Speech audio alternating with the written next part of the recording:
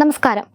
അടുത്തിടെ ഇന്ത്യക്കെതിരെ നിലപാടെടുക്കാൻ കനേഡിയൻ പ്രധാനമന്ത്രി ജസ്റ്റിൻ ട്രൂഡോയെ കച്ചമുറുക്കിയ NDP ഇപ്പോൾ ട്രൂഡോയ്ക്ക് 8ന്റെ പണി നൽകിയിരിക്കുകയാണ്.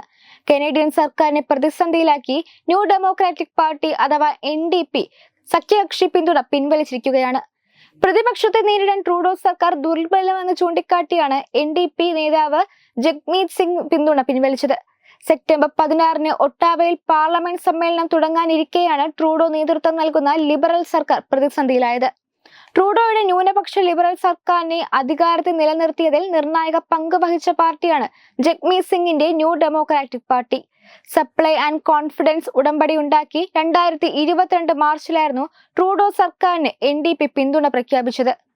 2025 വരെയായിരുന്നു കരാർ. എന്നാൽ ജസ്റ്റിൻ ട്രൂഡോ സർക്കാരിന്റെ നയങ്ങൾ കോർപ്പറേറ്റുകൾക്ക് അടിയറവ് പറയുന്നതാണെന്നും ലിബറലുകൾ സ്വാർത്ഥരാണെന്നും വിമർശിച്ചുകൊണ്ട് പിന്തുണ പിൻവലിക്കുകയായിരുന്നു NDP.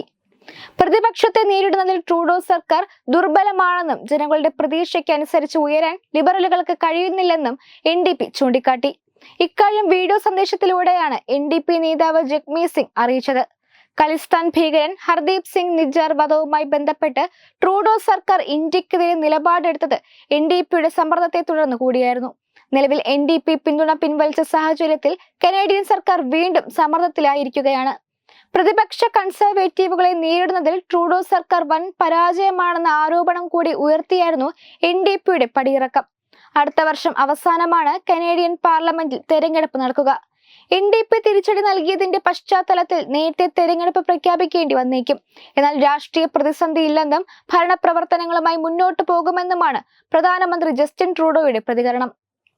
സെപ്റ്റംബർ 16-ന് ഒട്ടാവയിൽ പാർലമെന്റ് സമ്മേളനം തുടങ്ങാനിരിക്കെയാണ് കനേഡിയൻ സർക്കാരിന്റെ സഖ്യകക്ഷികളിൽ ഒരാൾ വിട്ടുപോയിരിക്കുന്നത് എന്നതാണ് ഏറെ ശ്രദ്ധേയം.